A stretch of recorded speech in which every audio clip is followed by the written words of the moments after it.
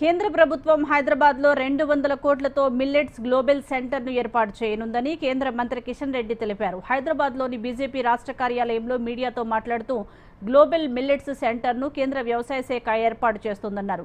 ఈ కేంద్రం ఏర్పాటుతో చిరుధాన్యాలపై పరిశోధన ఉత్పత్తిలో హైదరాబాద్ కేంద్రం కీలకం కానుందన్నారు.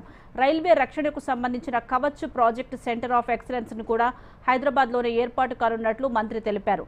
ఇక కవిత రాసిన లేఖపై కిషన్ రెడ్డి స్పందిస్తూ బీఆర్ఎస్ నేతలు ఆడుతున్న డ్రామాగా విమర్శించారు. బీఆర్ఎస్ పార్టీని ఆ పార్టీ నాయకులను తెలంగాణ ప్రజలు ఎప్పుడో తిరస్కరించారన్నారు. హైదరాబాద్ లో 200 కోట్లతో మిల్లెట్స్ గ్లోబల్ సెంటర్ ని ఏర్పాటు చేస్తున్నారు.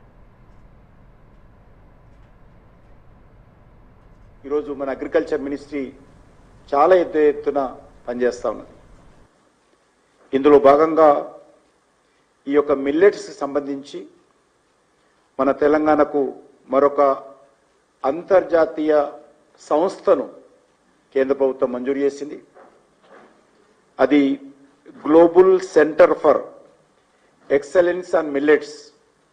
ఈ సంస్థ తెలంగాణ రాష్ట్రానికి వచ్చింది. అది అంతర్గత ఉత్తరము, అది ఏ ఉత్తరమో కూడా తెలియదు.